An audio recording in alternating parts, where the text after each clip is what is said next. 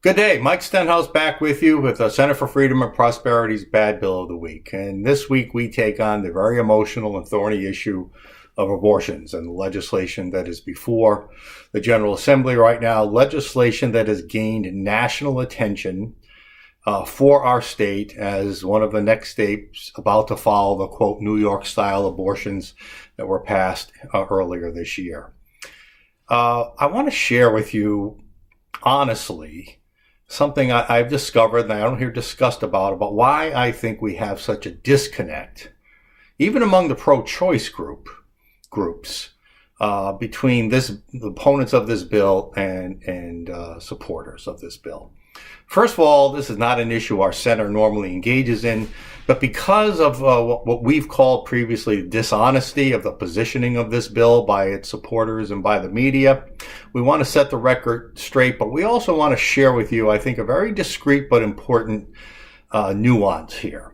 First of all, this bill is not about the core question of pro-life versus pro-choice, okay? This is not about the simple codification, as most people understand it, of Roe versus Wade.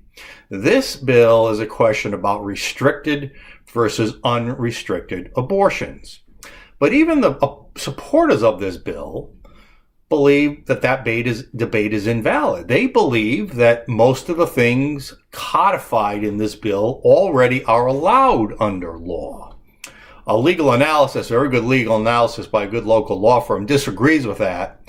And as I'll point out in a second, most Rhode Islanders don't believe the claims from the left on this either. So here's what's going on.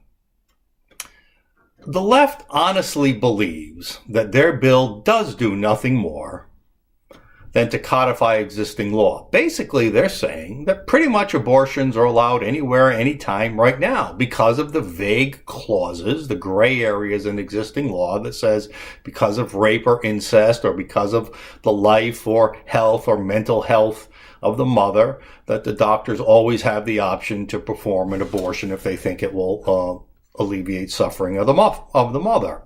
But that's not what other legal experts think, and that's not what most Rhode Islanders think.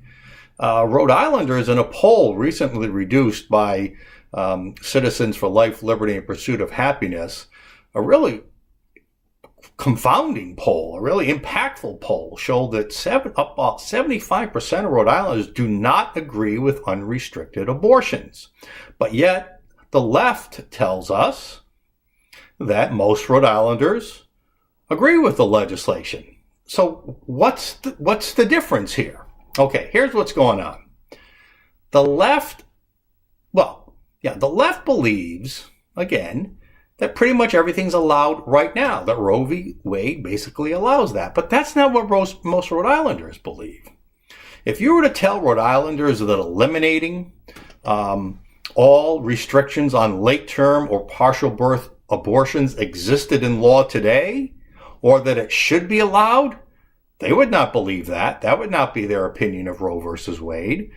If they believe that any method of abortion is legal right now, or that it should be, most Rhode Islanders would not believe that. If most Rhode Islanders would not believe that there should be elimination of any penalties for engaging in experimentation of fetuses. Most people wouldn't think that was existing law. Most people certainly don't think, according to the poll, that should be allowed in the future. Most people wouldn't think or wouldn't want it to be the case that the state should be not permitted to engage in any regulatory oversight over this controversial issue.